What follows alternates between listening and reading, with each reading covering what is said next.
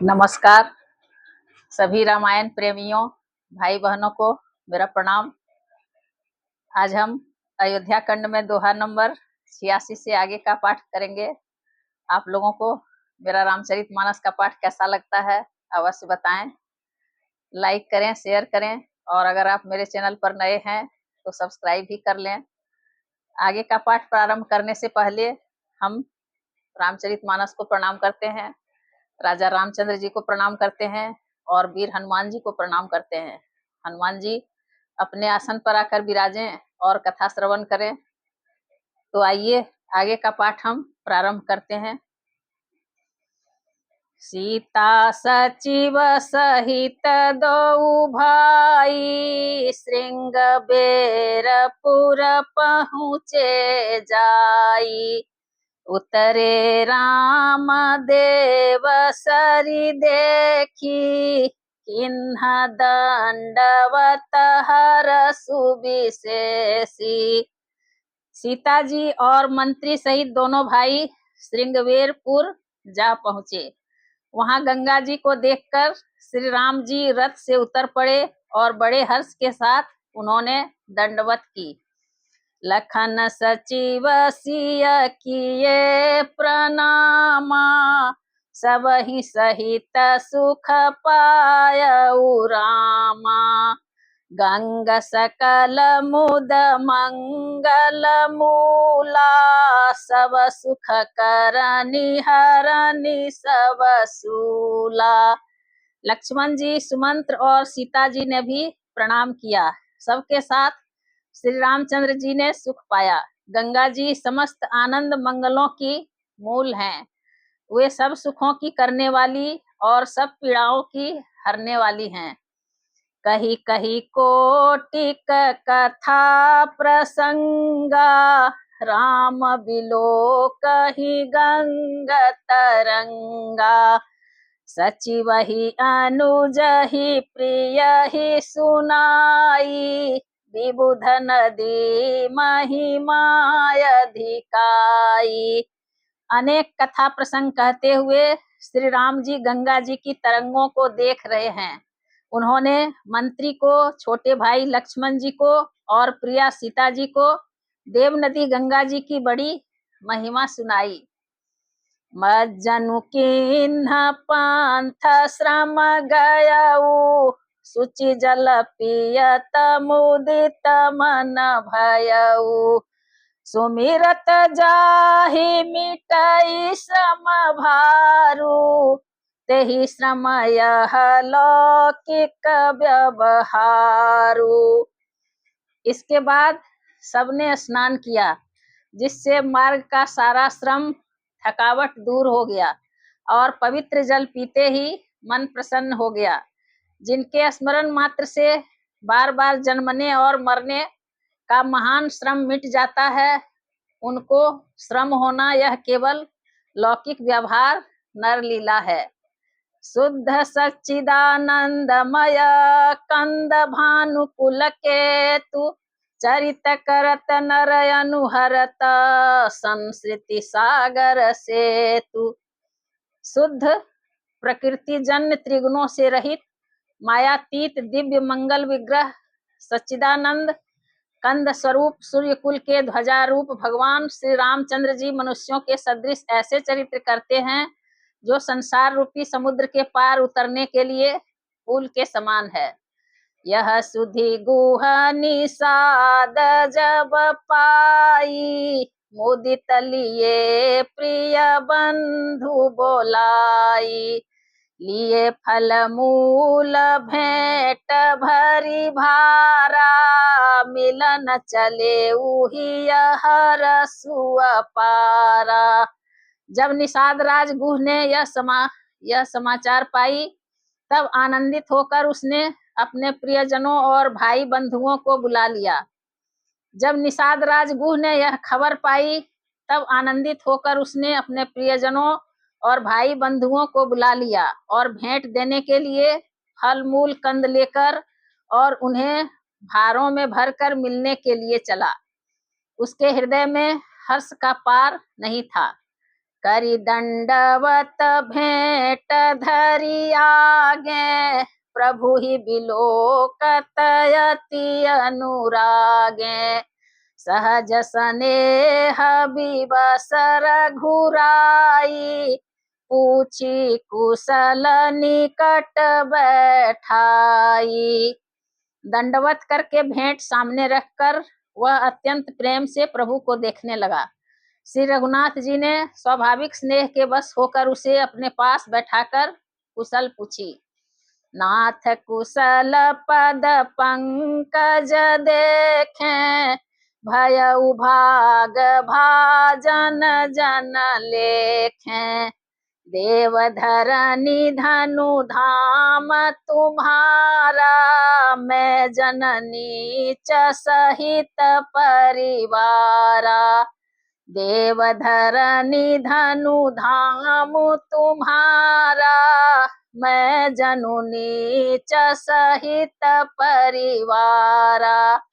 निषाद राज ने उत्तर दिया, हे नाथ, आपके चरण कमल के दर्शन से ही कुशल है।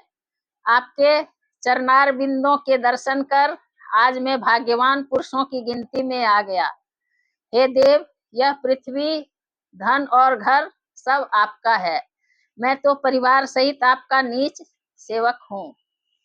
कृपा करिय पुर धारिय पाऊ, थापिय जनु सब लोग सिहाऊ। कहेहु सत्य सब सखा सुजाना, मोहि दीन पितु आय सुआना। अब कृपा करके पूर्व में पधारिए और इस दास की प्रतिष्ठा बढ़ाइए, जिससे सब लोग मेरे भाग्य की बड़ाई करें। श्री रामचंद्र जी ने कहा, हे सुजान सखा, तुमने जो कुछ कहा सब सत्य है, परंतु पिताजी ने मुझको और ही आज्ञा दी है। बरस 4 10 बासु बन, मुनि व्रत बेसु आहारु। ग्राम बासु नहीं उचित सुनी, गुहहि भयउ दुख भारु। उनके आज्ञा अनुसार मुझे 14 वर्ष तक मुनियों का व्रत और वेश धारण कर और मुनियों के योग्य आहार करते हुए वन में ही बसना है। गांव के भीतर निवास करना उचित नहीं है। यह सुनकर गुह को बड़ा दुख हुआ। राम लखन सिय रूप निहारी, कहहि सप्रेम ग्राम नर नारी। ते पितु मातु कहु सखी कैसे, जिन पठए बन बालक ऐसे। श्री राम जी, लक्ष्मण जी और सीता जी के रूप को देखकर गांव के स्त्री पुरुष प्रेम के साथ चर्चा करते हैं। कोई कहती हैं, हे सखी, कहो तो वे माता पिता कैसे हैं जिन्होंने ऐसे सुंदर सुकुमार बालकों को वन में भेज दिया। एक कहाही भल भूपति किन्हा, लोयन लाहु हम ही विधि दिन्हा। तब निषाद पति उरय अनुमाना, तरु सिंसुपा मनोहर जाना। कोई एक कहते हैं, राजा ने अच्छा ही किया, इसी बहाने हमें भी ब्रह्मा ने नेत्रों का लाभ दिया। तब निषाद राज ने हृदय में अनुमान किया तो अशोक के पेड़ को उनके ठहरने के लिए मनोहर समझा। ले रघुनाथ ही ठाऊ देखावा, कहे राम सब भांति सुहावा। पुरजन करी जोहारु घर आए, रघुबर संध्या करन सिधाए। उसने श्री रघुनाथ जी को ले जाकर वह स्थान दिखाया। श्री रामचंद्र जी ने देखकर कहा कि यह सब प्रकार से सुंदर है। पूर्ववासी लोग जोहार वंदना करके अपने अपने घर लौटे और श्री रामचंद्र जी संध्या करने पधारे। गुह सवारी साथरी डसाई, कुश किसलय मय मृदुल सुहाई। सुचि फल फूल मधुर मृदु जानी, दोना भरी भरी राखे सी पानी। सुचि फल मूल मधुर मृदु जानी, दोना भरी भरी राखे सी पानी।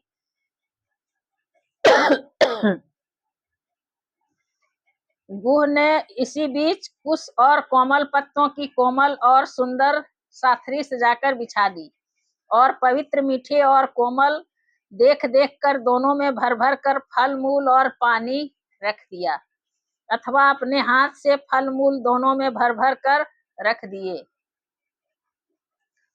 सिय सुमंत्र भ्राता सहित कंद मूल फल खाई, शयन किन्ह रघुवंश मणि पाय पलोटत भाई।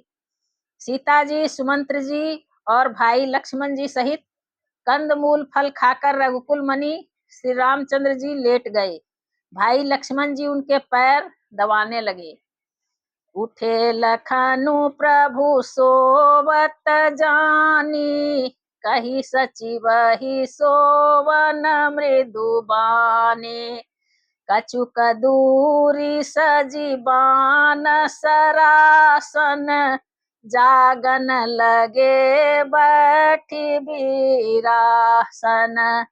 फिर प्रभु श्री रामचंद्र जी को सोते जानकर लक्ष्मण जी उठे और कोमल वाणी से मंत्री सुमंत्र जी को सोने के लिए कहकर वहां से कुछ दूर पर धनुष बाण से सजकर वीरासन से बैठकर जागने लगे, पहरा देने लगे। गुहा बोलाई पाहरू प्रतीति, ठाव ठाव राखे अति प्रीति। आपुलखन पही बैठे उजाई, कठी भाती सर चाप चढ़ाई। आप लखन पही बैठे उजाई, कटी भाती सर चाप चढ़ाई। गुह ने विश्वास पात्र पहरेदारों को बुलाकर अत्यंत प्रेम से जगह जगह नियुक्त कर दिया और आप कमर में तरकस बांधकर तथा धनुष पर बाण चढ़ाकर लक्ष्मण जी के पास जा बैठा। सोबत प्रभु ही निहारि निसादु, भयउ प्रेम बस हृदय विषादु। तन पुलकित जलु लोचन बहई, बचन स प्रेम लखन सन कहई। प्रभु को जमीन पर सोते देखकर प्रेमवश निषाद राज के हृदय में विषाद हो आया। उसका शरीर पुलकित हो गया और नेत्रों से जल बहने लगा। वह प्रेम सहित लक्ष्मण जी से वचन कहने लगा। भूपति भवन सुभाय सुहावा, सुरपति सदनु न पट तर पावा। मणिमय रचित चारु चौबारे, जनु रतिपति निज हाथ संवारे। महाराज दशरथ जी का महल तो स्वभाव से ही सुंदर है, इंद्र भवन भी जिसकी समानता नहीं पा सकता। उसमें सुंदर मणियों के रचे चौबारे छत के ऊपर बंगले हैं, जिन्हें मानो रति के पति कामदेव ने अपने ही हाथों सजाकर बनाया है। सुचि सुविचित्र सुभोगमय, सुमन सुगंध सुबास। पलंग मंजुमणि दीप जहां, सब विधि सकल सुपास। जो पवित्र बड़े ही विलक्षण सुंदर भोग पदार्थों से पूर्ण और फूलों की सुगंध से सुवासित हैं, जहाँ सुंदर पलंग और मणियों के दीपक हैं तथा सब प्रकार का पूरा आराम है। विविध बसन उपधान तुराई, क्षीर फेन मृदु विशद सुहाई। तहाँ सिया राम शयन निशि करहि, निज छवि रति मनोज मृदु हरहि।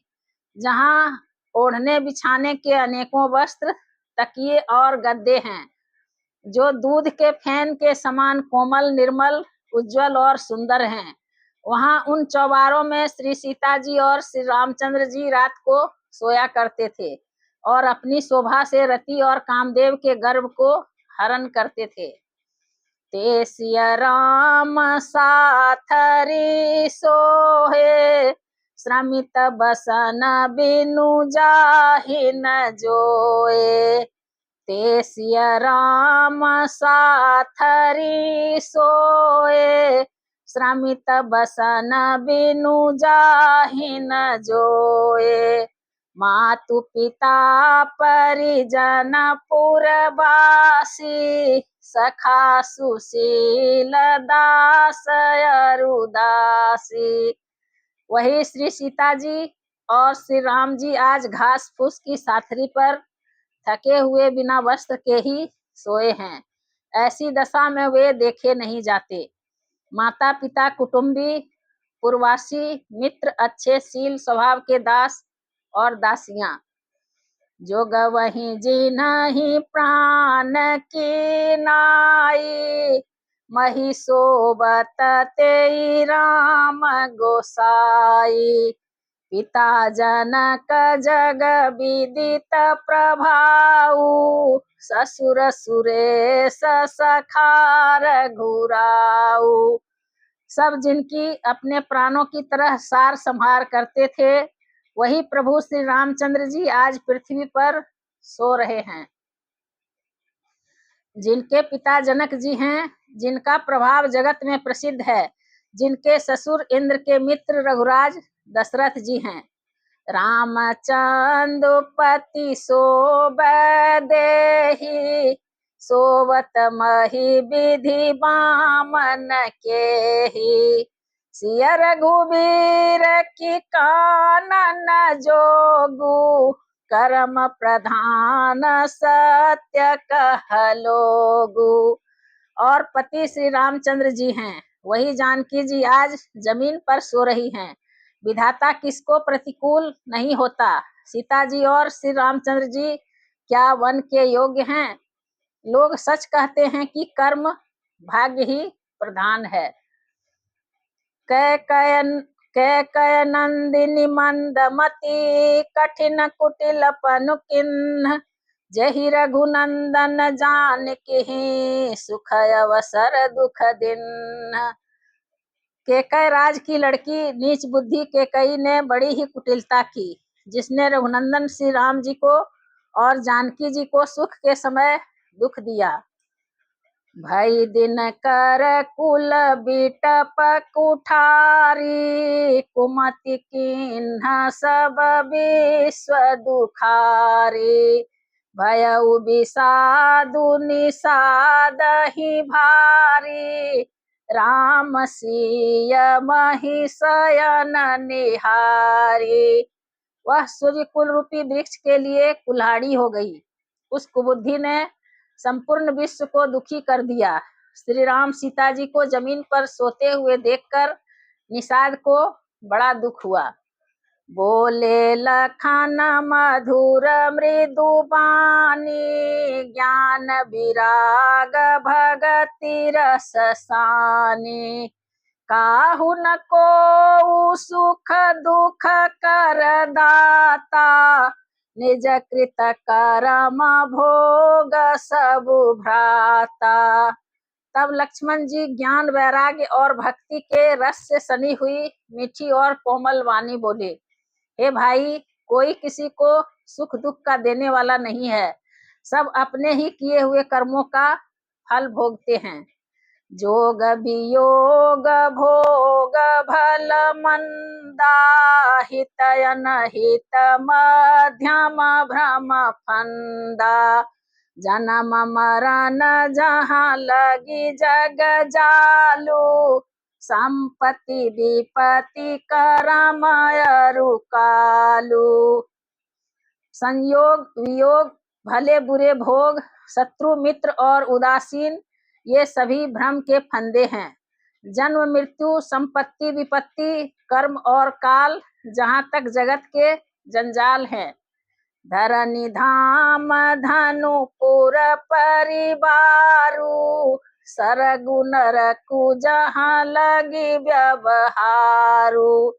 देखिय सुनिय गुनिय मन माही, मोह मूल परमारथु नाही।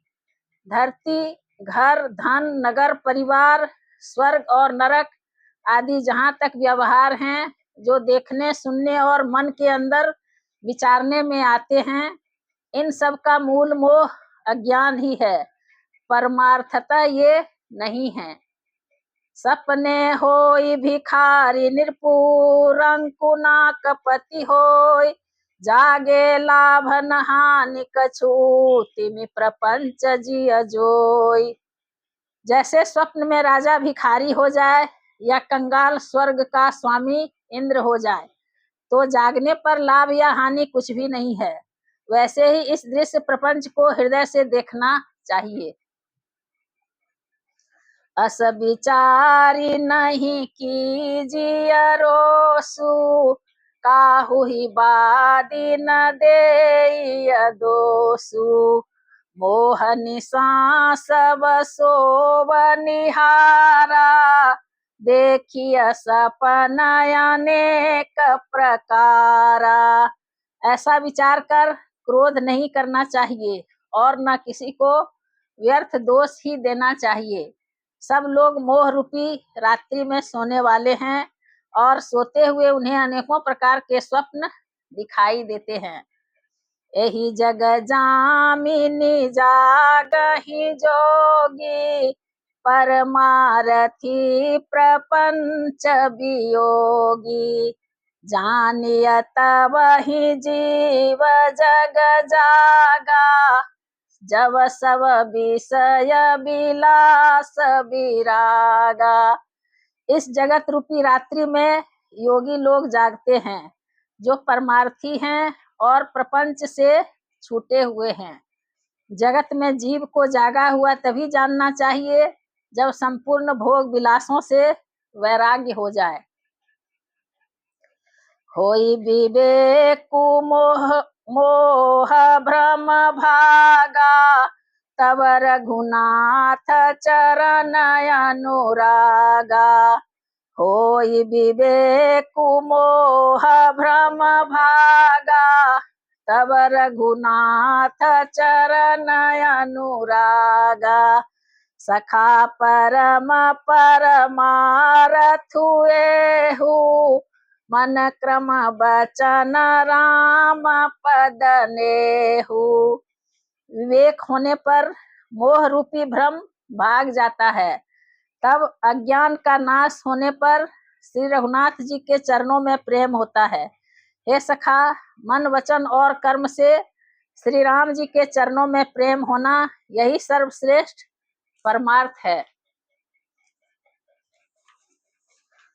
राम ब्रह्म परमारथ रूपा, अभिगत अलख अनादि अनूपा।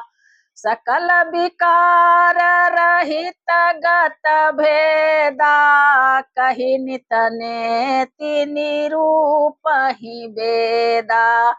श्री राम जी परमार्थ स्वरूप पर ब्रह्म हैं।